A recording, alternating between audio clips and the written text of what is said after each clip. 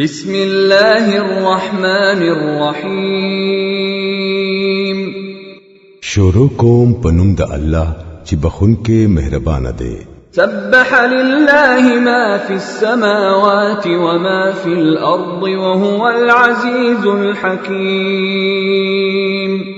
د الله تسبیح ویلی دا هر هغه څه چې په اسمانونو او پزمکه کې دی او هغه غالب او حکیم دی. يا أيها الذين آمنوا لم تقولون ما لا تفعلون. اے هغه خلکو چې ایمان مو راوړی دی تاسو ولی هغه خبره وای چې پوره کوي نه. كبر مقتا عند الله أن تقولوا ما لا تفعلون. دا الله پنځ دا ډیر ناخوخه کار دی چې تاسو وکړې هغه خبره چې پوره کوي نه. إن الله يحب الذين يقاتلون في سبيله صفا كأنهم بنيان مرصوص. الله خو خوښ هغه خلق دی چې هغوی د الله په لار کې داسې په ترتیب سره جنگيږي لکه چې هغوی د ولي کړي شوی سیسه دیوال وي. وَإِذْ قَالَ مُوسَى لِقَوْمِهِ يَا قَوْمِ لِمَ تُؤْذُونَنِي وَقَدْ تَعْلَمُونَ أَنِّي رَسُولُ اللَّهِ إِلَيْكُمْ فَلَمَّا زَاغُوا أَزَاغَ اللَّهُ قُلُوبَهُمْ وَاللَّهُ لَا يَهْدِي الْقَوْمَ الْفَاسِقِينَ. او یاد کړئ د موسی علی السلام هغه خبره چې هغه خپل قوم ته کړی و چې ای زما د قوم خلکو تاسو مالا ولی تکلیف راکوي حالکه تاسو خپو هيئ چې زه تاسو ته د الله را لېږل شوی رسول یم. نو هر کله چې هغه کوګواله اختیار کړو نو الله دا وی زړونه کاږو کړل. الله فاسقانو ته هدایت نکوي.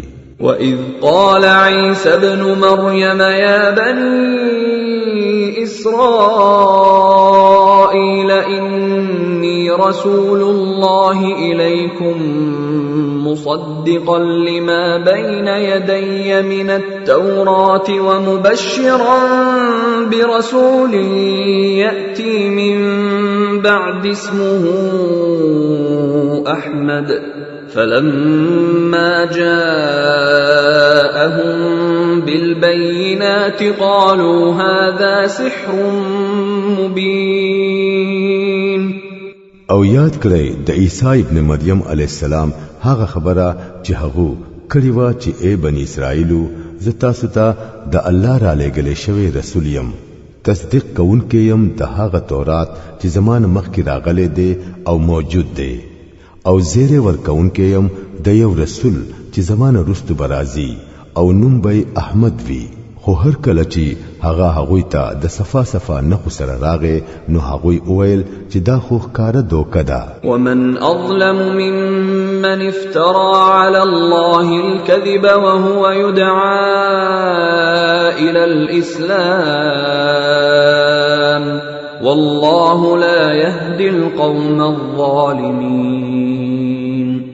خنو اسبا دهغه سړی نه غټ ظالم بل څوک وي چې هغه په الله پوری دروغ بوتان تړي حالکه هغه ته د اسلام یعنی الله ته د مننې سرخ کته کولو ته دعوت ورکړي کیږي. داس ظالمانو ته الله هدایت نکوي. يريدون ليطفئوا نور الله بأفواههم والله متم نوره ولو كره الكافرون. دا خلق غواړي چې د خپل خلو په پکو سره د الله نور مړ کړي او د الله فیصله دادا چې هغه به خامخا خپل نور پوره خوروي اگر کو کافرانه هر څومره نخوخوي. هو الذي أرسل رسوله بالهدى ودين الحق ليظهره على الدين كله ولو كره المشركون. هم هغه دي چې خپل رسولي د هدایت او د حق دین سره را لېږلې دي چې هغه په ټول دین باندې غالب کړي اگر کو مشرکان نه خوښوي. يا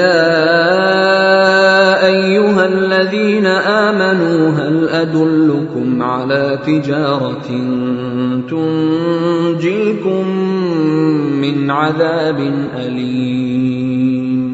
اے هغه خلکو چې ایمان مو راوړی دی زدر ته اوخیم هغه تجارت چې تاسو د دردناک عذاب نه بچ کړي. تؤمنون بالله ورسوله وتجاهدون في سبيل الله بأموالكم وأنفسكم ذلكم خير لكم إن كنتم تعلمون.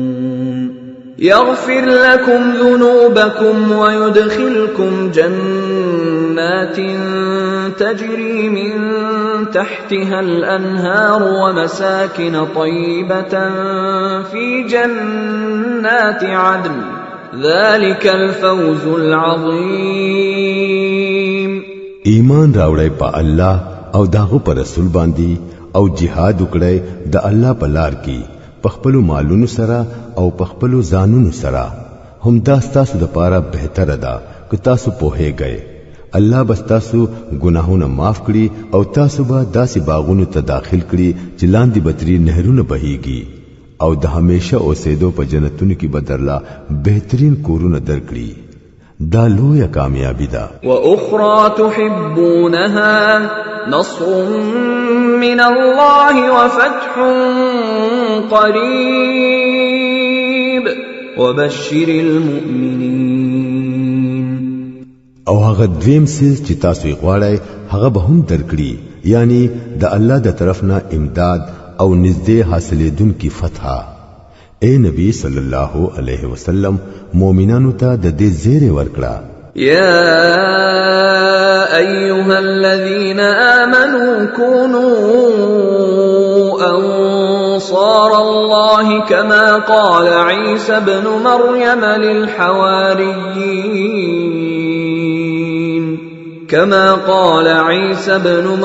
للحواريين من أنصاري إلى الله قال الحواريون نحن أنصار الله فآمنت طائفة من بني إسرائيل وكفرت طائفة فأيدنا الذين آمنوا على عدوهم فأصبحوا ظاهرين. اے هغه خلکو چې ایمان مو راوړی دی د الله مددګاران شئ، لکه څنګه چې عیسی زوی د مریم علی السلام حواریانو ته ویلی وو د الله طرف ته په بلنه کولو کې څوک زما مددگار دی، او حواریانو جواب ورکړی وو مونږه د الله مددګاران یو.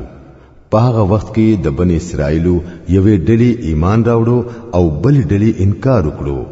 بیا مونږه د دشمنانو په مقابله کې د مؤمنانو تایید وکړو او هم هغوی غالب شو.